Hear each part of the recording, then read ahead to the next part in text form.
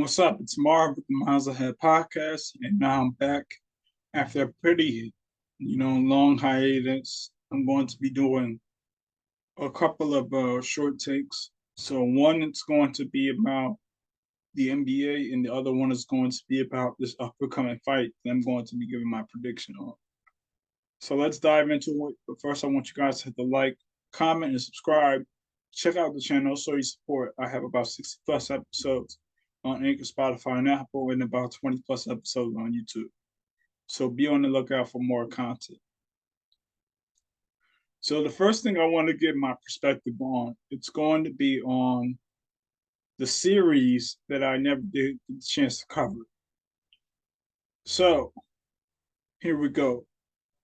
So the first series I'm going to be talking about is going to be about the Nuggets versus the Lakers series. Now I was right in terms of who I picked to win. I picked the Nuggets to win this series in 6 games. They did it in a sweep. The Lakers, they were the only team that got swept out of all of the playoff teams. And basically, Jokic, he was on fire, as well as the other role players.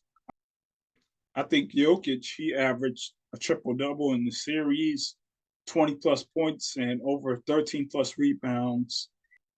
He was just great at playmaking with the basketball. And then Jamal Murray, he was also doing his thing as well. And to me, there was no mix up in terms of who I believe deserved the conference finals MVP. It's clear that it definitely did go to the right owner in Jokic.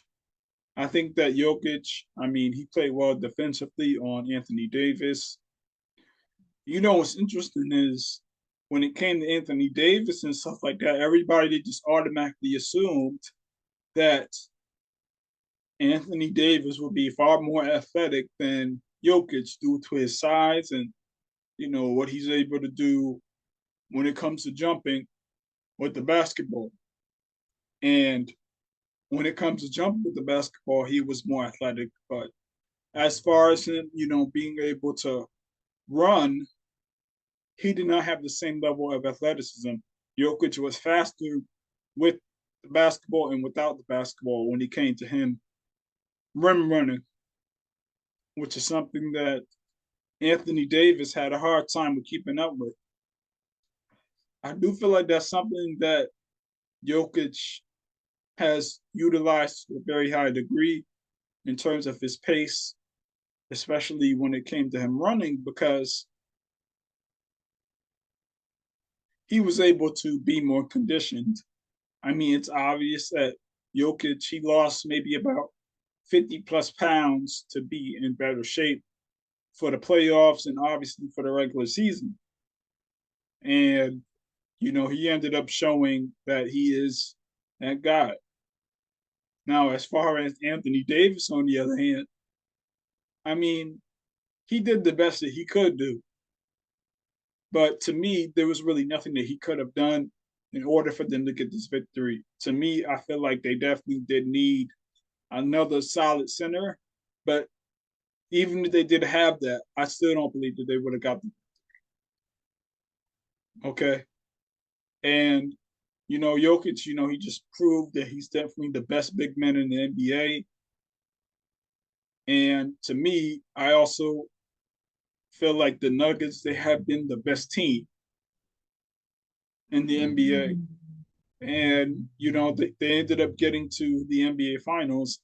And also, I feel like the Warriors would have had a better chance of defending the Nuggets or either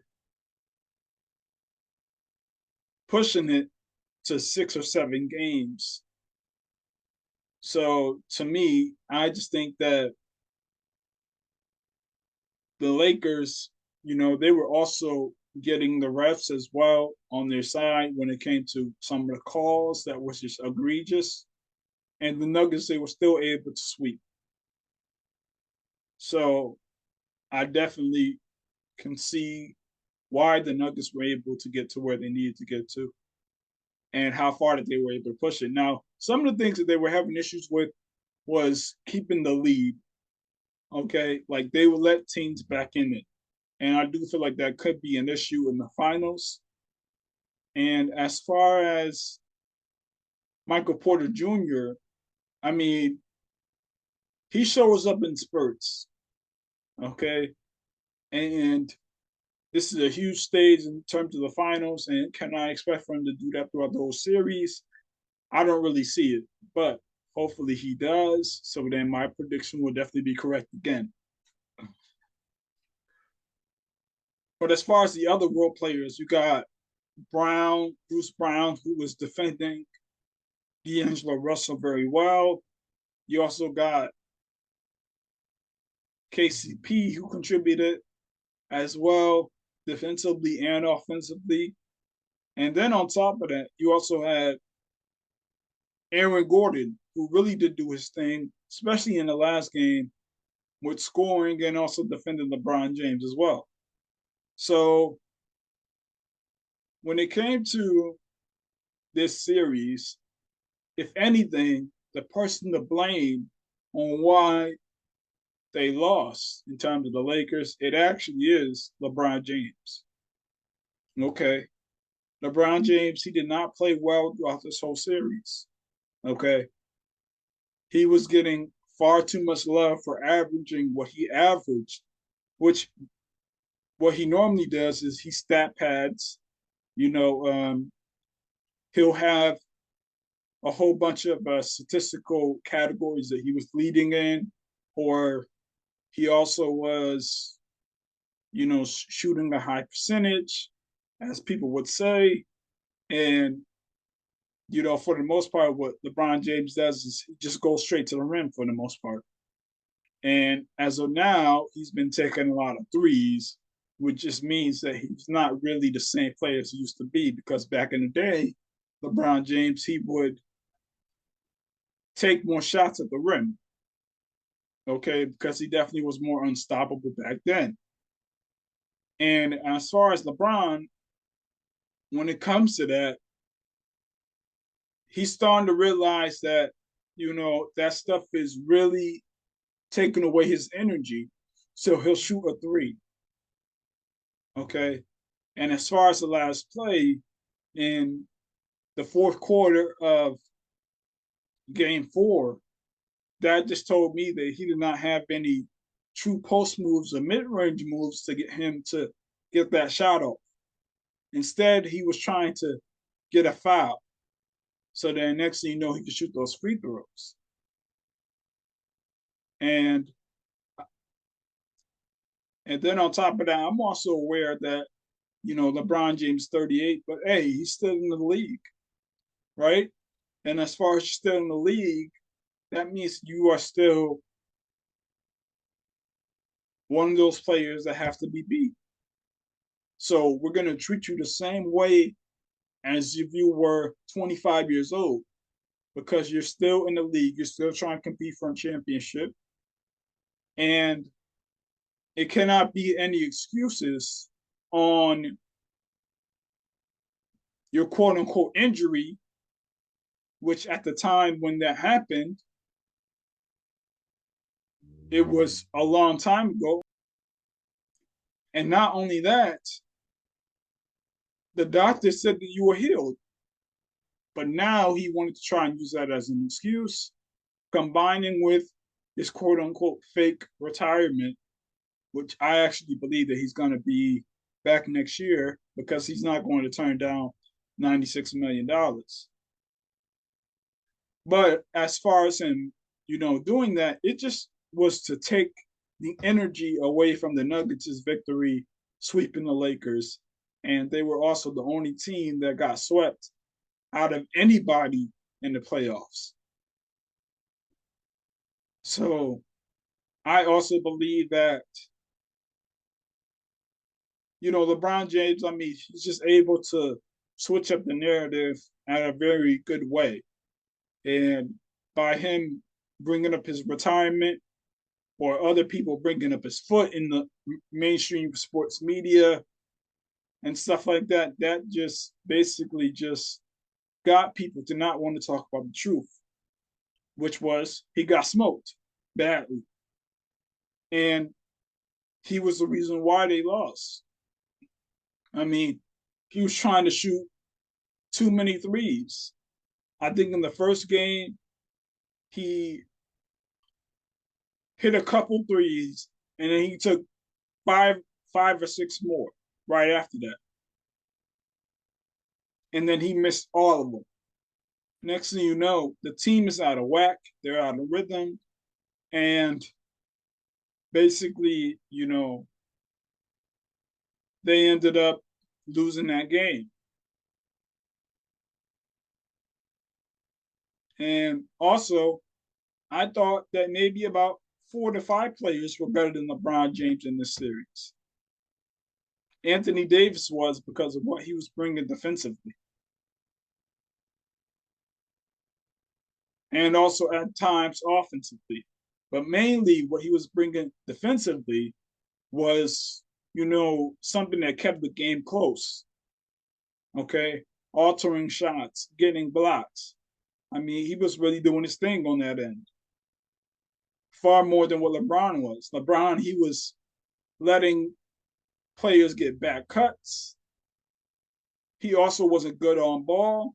So then after that, they just decided to stick Rui Hachimura on him. Okay. And LeBron, he had bad turnovers as well. And then on top of that, as far as the next player who I thought played better than LeBron, I thought Rui Hachimura did as well. Okay. I mean, he was very consistent with his jumper. He shot a high percentage. And, he took timely shots in terms of 3-point shots and mid-range shots. He cut to the basket and stuff like that. And he also did well defensively as well. Then you also got Austin Reaves, who played pretty good this series. I would say that he was basically their best offensive threat. And, he was hitting shots left and right. And, he was scrappy defensively. And he tried. And as far as at times, Dennis Schroeder was better defensively. So to me, I think that a lot of players were trying to get the victory. And then what happens is when LeBron James loses, they want to place all the blame on Darvin Ham. Now, I do believe that he definitely does deserve a lot of blame, okay, especially for starting with the 3-guard lineup, especially since the Nuggets are just a huge team, okay? And also continuing to have faith in D'Angelo Russell, despite him not being able to bring it defensively. I did feel like that definitely did hurt the Lakers, okay? And when it came to the Lakers having a balanced offense, it just wasn't really that good either, okay? But like I said, a lot of this is basically on LeBron James. If LeBron James is taking better shots and also not always trying to be the hero, they might have been able to win this series. Okay. So that's my thoughts right there. And as far as him, trying to find his next scapegoat, I mean, you never know. He might blame it on AD. He might blame it on Russell Westbrook, who's not on that team anymore. I mean, he might blame it on anybody. Okay. But don't fall for the retirement scam. I think that he'll be back next year. I think there's just all talk.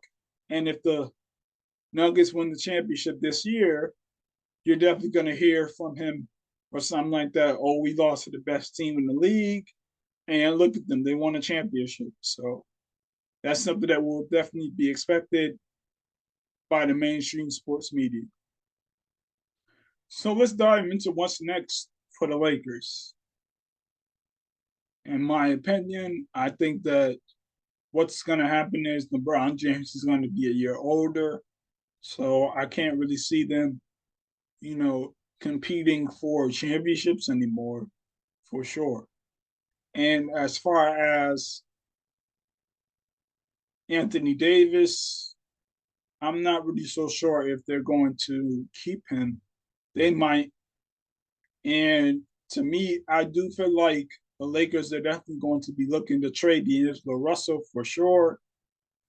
And as far as Darvin Ham, I mean, he's gonna definitely have to, you know, keep his head on a swivel because if they don't make the playoffs next year, his job is definitely on the line for sure.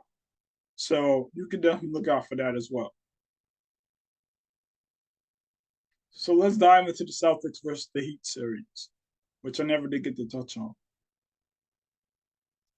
So the Heat, they were able to beat the Celtics. Now, originally, I had the Celtics winning this series. I definitely was expecting for them to be able to get it done because of the growth of Marcus Smart and also because of the intangibles of Jaylen Brown. I did not believe that Jimmy Butler was going to be able to enforce his will on Jaylen Brown the same way as he would be able to do on Jayson Tatum. Because Jayson Tatum, he does not have superstar intangibles that tells you that he's the guy and he's the guy that everybody should believe in. And remember, I believe that he definitely did question if he was a superstar. So if he's questioning that, then that just means that he's not a superstar. Okay. He's definitely a borderline superstar, but it's clear that he struggles with his confidence. Now, as far as the series, I mean, they have a shot to win it. Okay. The Miami Heat, they were up 3-0. And then the Heat, they actually let the Celtics back in. I mean, they went all the way up to game 7. And it was definitely on the line for the Heat because, I mean, you had Heat culture, you had Pat Riley, and you had Eric Spoelstra. I mean, imagine if they lost that series. They would be done. So it's just not looking good if the Heat would have lost that series for sure. And in hindsight, the only reason why that they were actually in play of losing the series is actually because of Jimmy Butler. Jimmy Butler, he went maybe about 4 straight games of playing bad. He played bad in game 3. He played terrible in game 4, played terrible in game 5, and he definitely did not show up in game 6. Okay? And if he would have just, you know, been consistent or had basically been able to, you know, enforce his will more in terms of him going to the rim. I mean, sometimes he would be just passive in terms of him going to the rim or trying to enforce his will, get shots or mid-range shots. And basically, you know, he'll end up having like something like 14 points on 14 shots. Okay. That's not good. And, you know, he would have turnovers and he would have defensive lapses in terms of other players, you know, being able to get backcourt cuts or stuff like that on him or being able to tire him out.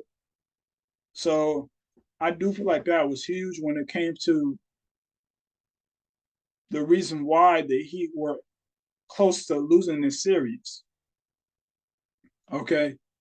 And it's obvious that, you know, Eric Spoelstra, I mean, he definitely did elevate his team to a very high level in terms of still being confident to be prepared to win in game 7. I believe on the plane ride, somebody said for the Heat, we're going to be packing to Denver. So that's what they did. So to me, I just think that the Celtics, they definitely did not have it in terms of their mentality. And also, there would be times when Coach Mazzulla would not even be able to call timeout at the right time. Okay, he will wait like for Miami to catch a huge amount of momentum and then when they're catching this momentum and then they take the lead, then he'll call timeout. That's not good. And when it came to Jayson Tatum, he'll be taking way too many threes, not enough mid-range jump shots, and you know, he's not really that great of a finisher at the basket either. Now, as far as Jaylen Brown, on the other hand, his handle is horrific. Okay, I mean, he had 8 turnovers in the final game of Game 7. If anything, the Celtics, they should be trying to trade him immediately because it's obvious that he's not really a secondary championship level player. Okay, the truth is Jayson Tatum, he's a secondary championship level player. Okay, what Jayson Tatum needs, he needs a Kawhi Leonard or a Steph Curry type, or somebody with great intangibles and also great skill set, maybe a Damian Lillard or something like that, to help him to elevate himself, because it's obvious that Jayson Tatum isn't that guy. Now, Jaylen Brown, on the other hand, he does have good intangibles, but he could take a lot of dumb shots, especially when he's not even on balance to take those shots. Okay. And, his handle isn't really good at all. I already did mention that. It's horrific. Okay. I mean, he has issues with going left really badly. And when it comes to Derek White, I mean, he was good in this series. I mean, he had the game-saving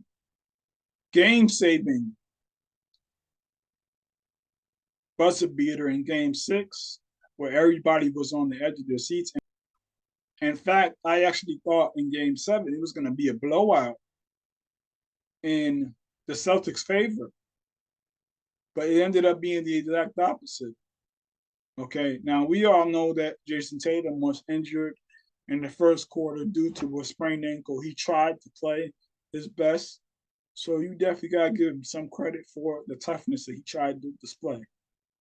Okay, you got to give it up to him, and you also got to give it to the Heat for being able to take advantage of him even being out on the floor. Okay, they tried to make him guard off ball, or just try to make him to exert his energy trying to guard them, even though he had a sprained ankle, which is something that the Utah Jazz definitely should have did in '98. Okay, they definitely should have did that to Scottie Pippen, because Scottie Pippen, he was going through it hard with his back injury, so they did not take advantage of him. But as far as that shot that Derek White had hit, I mean, he was the inbounder, and then he came from out of nowhere to get the offensive rebound for that to go in. And it was kind of lucky, because at the end of the day, Marcus Smart, I mean, he took one of the dumbest shots, in my opinion, that ended up saving him, okay, from backlash, because that was not his shot. Okay, I mean, he was really trying to be a hero. All right, I mean, he was on his Enrique Iglesias type of situation when it comes to I could be a hero, baby, you could take my breath away. I don't know what he was thinking when he took that shot. I felt like that was just dumb. All right, and it just worked out in the right manner for the Celtics to get that buzzer beater win, because if he does not make that shot, and the next thing you know, the Heat won that game, then it is all on him for the reason why they lost. Okay? I mean, you're actually down by 1. You're not down by 3. All right? And that shot was a difficult shot, too. All right? Very difficult. And again, Marcus Smart, I mean, he is definitely, the leader of that team. He's the backbone of that team, but he should have had enough awareness to not take that shot. I can understand if he took the corner three because he's actually pretty good at that. Okay. But as far as him taking a wing three contested, that was stupid. Very stupid. If anything, he should have maybe passed that off to Jason Tatum, or a better play should have been drawn up for him to actually go to the rim, or whatever it might have been.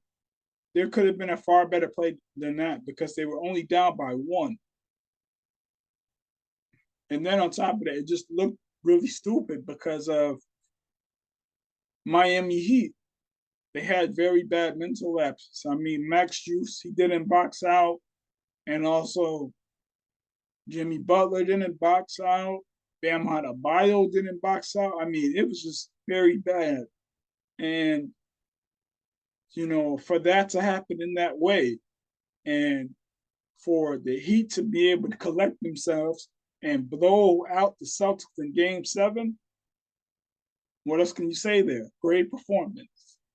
Okay.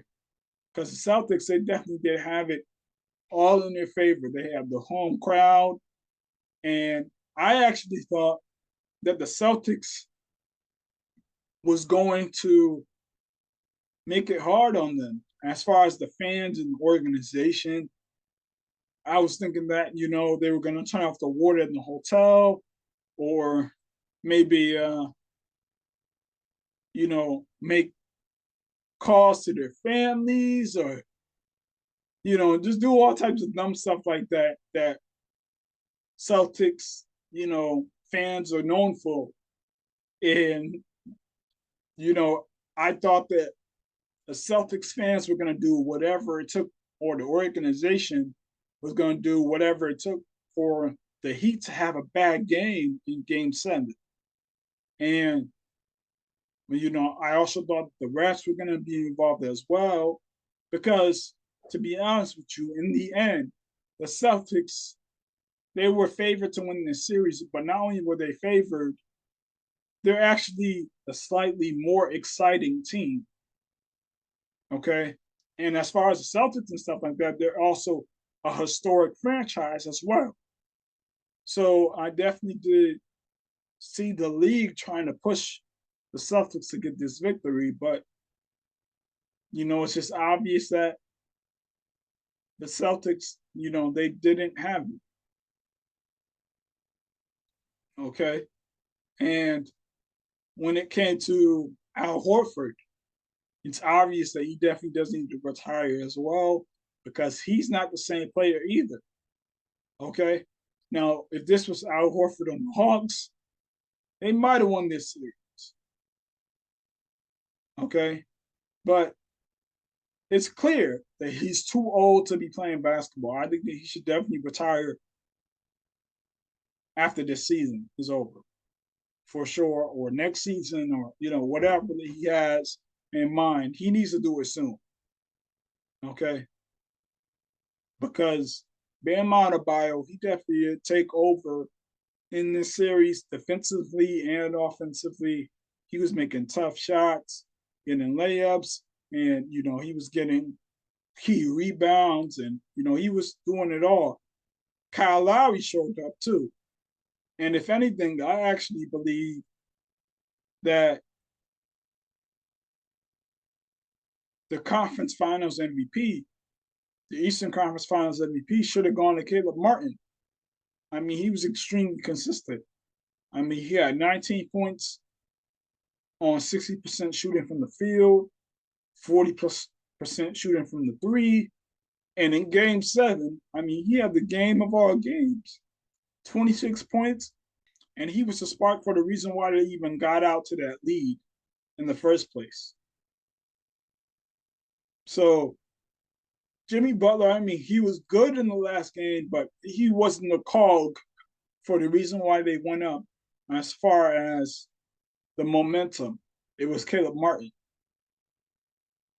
And Caleb Martin, I mean, he was hitting tough shots. He was also hitting wide open shots. I mean, he was doing it all. Okay. And, he finished the last game with 26 points. And, he was great when it came to getting rebounds and being able to pass the ball. And, he was there defensively as well. And, this is just a huge accomplishment when it comes to Erik Spoelstra. I mean, this definitely does solidify the Heat culture for sure. Okay. And as far as this series so far, I'm pretty sure that he's doing everything in his power to try to win this championship. I mean, he already is validated in, the Miami Heat allure when it comes to how great he is as a coach and how great Pat Riley is as an executive. I mean, this is 7 undrafted players in the NBA Finals. This is great. Huge. And they were the 8th seed and they had lost a playing game just to get to the finals. I mean, that's greatness in coaching. That's greatness in the organization. It's greatness in the players. So you got to give the Miami Heat their credit for that. Now, as far as the series, it's tied 1-1, and I have the Nuggets winning this series in 5 games. We're definitely going to see if I'll be correct on that prediction. And I definitely am not counting the Heat out because they are a problem. Okay. And Erik Spoelstra, I mean, he could always cook up a great game plan to make things tough on anybody. And sometimes all it just takes is the role players showing up and the others on the other team not showing up. Because in game 2, the one that we just recently saw, Michael Porter Jr. was back. Okay. Jamal Murray was inconsistent. The only person that they really had that was, highly consistent in doing his thing throughout the whole game was Jokic. KCP was bad. Bruce Brown. I mean, he was decent, but he wasn't good enough to propel this team to a victory. Same thing with Aaron Gordon. Now, on the other side, Jimmy Butler was terrible. Terrible for most of the game until the fourth quarter. But, he was far too inconsistent. But the others showed up.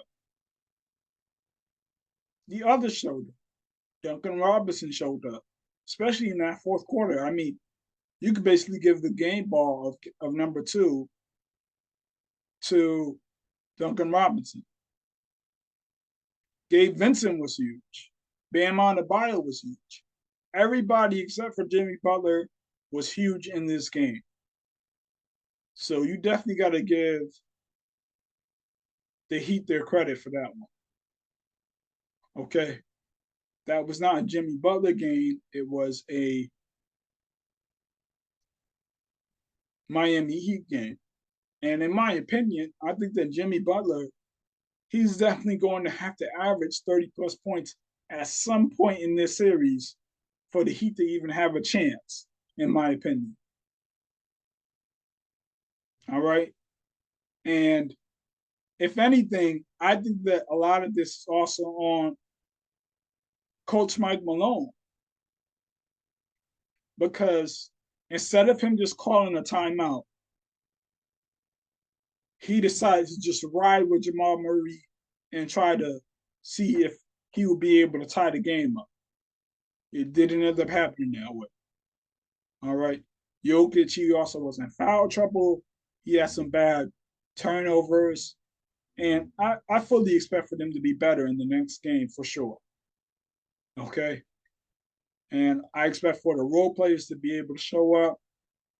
And I definitely do think that the size will still be a factor in this game. I think that Kevin Love was huge in terms of, him being able to defend at certain times, get key rebounds at certain times, and pass the ball.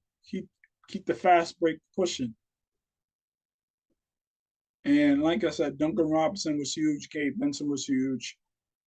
So you got to give the Miami Heat their credit for this win.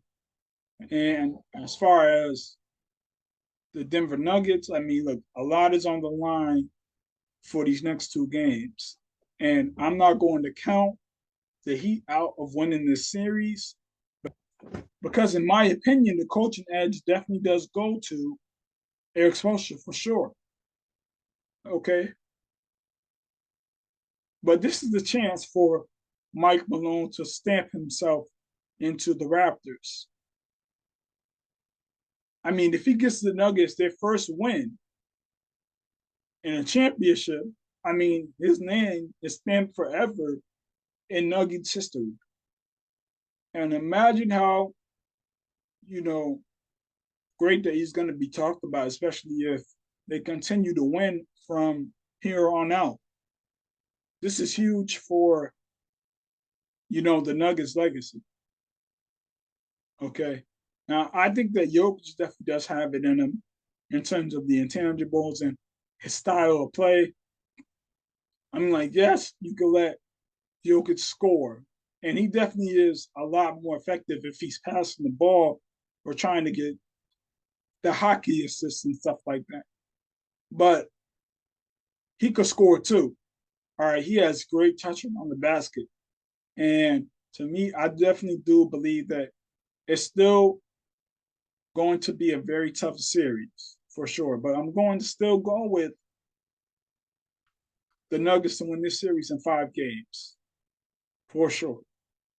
And I just think that Jamal Murray is definitely going to be one of those guys that's going to show up as a second star. We saw what he was doing in the final minutes of that game. I mean, he was hitting crucial buckets. If only he had brought the same energy in the first half that he had did in the fourth quarter of that game, possibly they would have won that game. Okay. But this cannot be all on Jokic. All right, Jokic, he does need his team, and I could definitely see them contributing heavy, especially in these next 2 games. As far as the Miami Heat, I just feel like it's going to be way too many up and downs with Jimmy Butler. You don't know what you're gonna get from him. Is he gonna show up? Is he not? Okay. And I know for a fact that they're not going to be expecting for Bam Adebayo to score the most points every game, or for Gabe Vincent to show up every game. Okay. But as far as Jimmy Butler, it's just too inconsistent with him. All right. And he cannot afford to be too inconsistent. You want to know why? Because he's 34 years old. He may never get back to the stage again. That's what people got to think about. All right. Now, this is a Cinderella run for the Miami Heat. And if he caps it off with great consistency in these playoffs, then hey, maybe, he will get himself into the Hall of Fame for sure. Okay. Now, I think that he's going to go even if he loses the series, but he needs to play well. Okay. I mean, he needs to make people remember his name in this series in order for him to actually validate himself even more. Because in 2020, it was a bubble season. Okay. And, Bam Adebayo, he played better than Jimmy Butler did in the Eastern Conference Finals. And so did Tyler Herro. They were actually the reason why the Heat even got into the finals. And then Jimmy Butler went off in the finals. So to me, I just think that, if Jimmy Butler does not show up and he actually becomes the little engine that did instead of the little engine that could have did, then guess what? He may never get back to this position again. It may be all over for him. Now, as far as Erik Spoelstra, on the other hand, it's obvious that he's going to continue to coach. He's still a very young coach, so anybody can come up in a draft, or a free agent can come by and take over. But as far as Jimmy Butler's legacy, this championship or this finals run could either make or break him. Okay? He's not getting any younger. He doesn't have enough time to be playing around in the finals. All right? And he was terrible in the first game, too. So that's just my opinion on this series, and also the Lakers versus the Nuggets series and the Heat versus the Celtics series. So that's it. Have a great rest of your weekend. And remember, let's not be inches, feet, meters, nor yards. Let's be miles ahead. Have a good one.